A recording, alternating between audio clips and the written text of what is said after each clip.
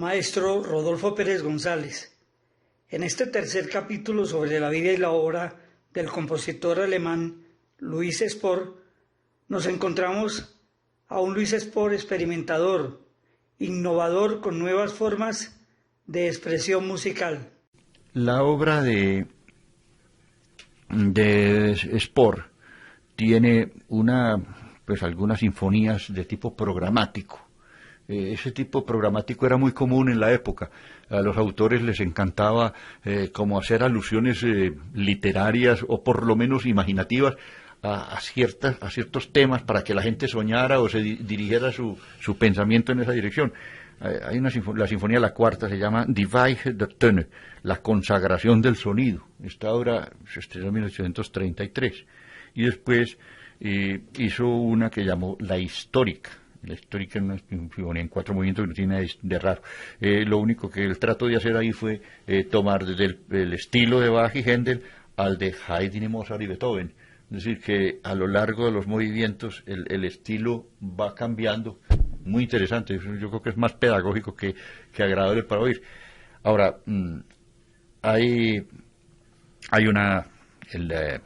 la novena sinfonía, que fue la última, y volvemos al mito de la novena, sí, de las 9 sinfonías.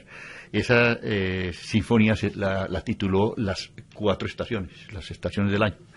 Esa obra es una obra muy sobre el corte de todos los conciertos de Vivaldi, de todas aquellas obras que se hicieron de ese estilo. No volvió a meterse con la sinfonía.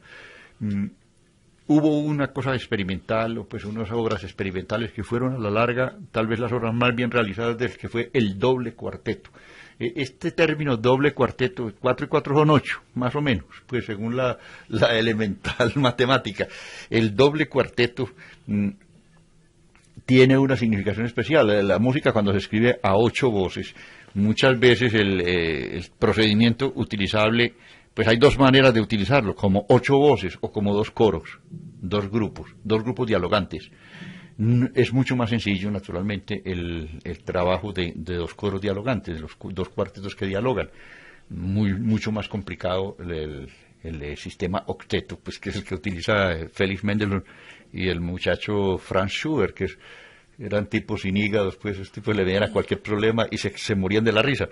Este señor escribió un doble cuarteto y un cuarteto, el Opus 131, que es una verdadera maravilla dentro de la escritura polifónica de cámara.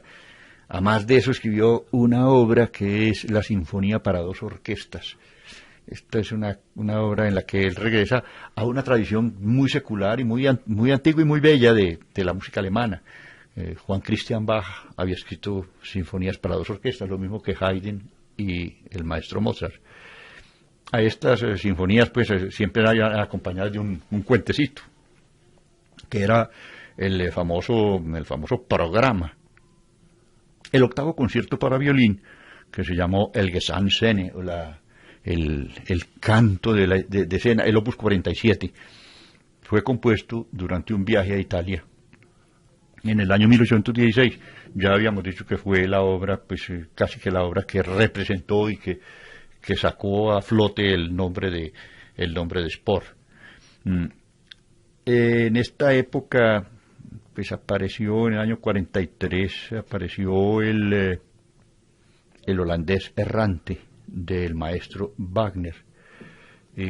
Este señor Wagner resolvió opinar sobre Spohr y dijo que era el tipo más bien dotado para la música escénica. Dijo que Wagner decía unas cosas pues que eran los despropósitos más grandes.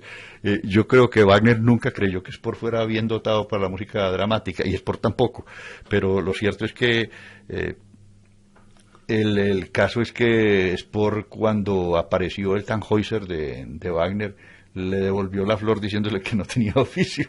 Es decir, que el Tannhäuser era desagradable y ofensivo al oído. Yo no sé de dónde sacó esto el amigo de Spohr, porque Tannhäuser es agradable al oído, pues si alguna cosa tiene. En la época final, él escribió un oratorio o un poema religioso que que se llamó Die letzten Dinge, las últimas cosas, las cosas finales. Y esto se presentó en noviembre de 1825. Una obra de estas o la versión de esta obra acompañada al piano fue muy bien recibida. No había escrito todavía la parte instrumental, que fue hecha a las patadas de una manera rapidísima para ser estrenada en Kassel en la Semana Santa de 1826. En 1839 vuelve Spohr a Inglaterra y dirigió un nuevo oratorio que había escrito por encargo. A los ingleses les encantaba el oratorio, siempre les encantó y les sigue encantando, y tienen muchas razones. La ópera, con sus enredos y con todas esas tramas complicadísimas en italiano, pues despistaban al público. El público no sabía por qué ver italiano, y eso en esos enredos se perdía. Total, que le gustaban mucho esas escenas o esas historias bíblicas que conocían de memoria por la Biblia y que sabían por dónde iban.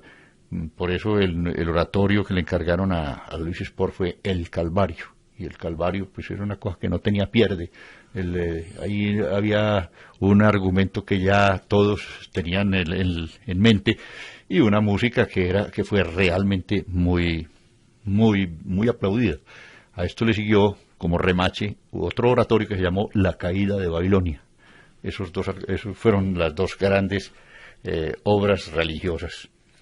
Después de esto siguieron las visitas a Inglaterra, así que, como decíamos, era permanente la invitación.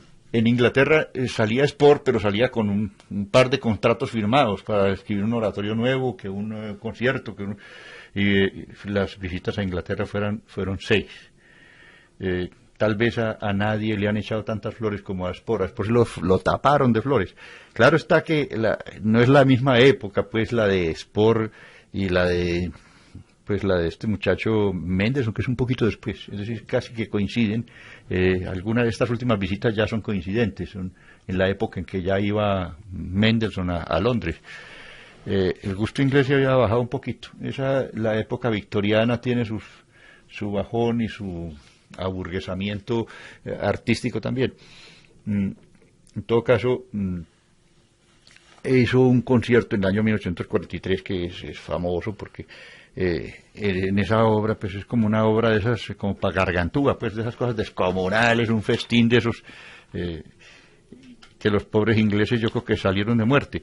El concierto estaba anunciado para empezar a las 2 de la tarde, con un descanso a las 5 para comer, pues. Y eso seguía después hasta las primeras horas de la mañana siguiente. En ese concierto se tocaron 7 de las obras de cámara de Luis Spohr y 2 sinfonías.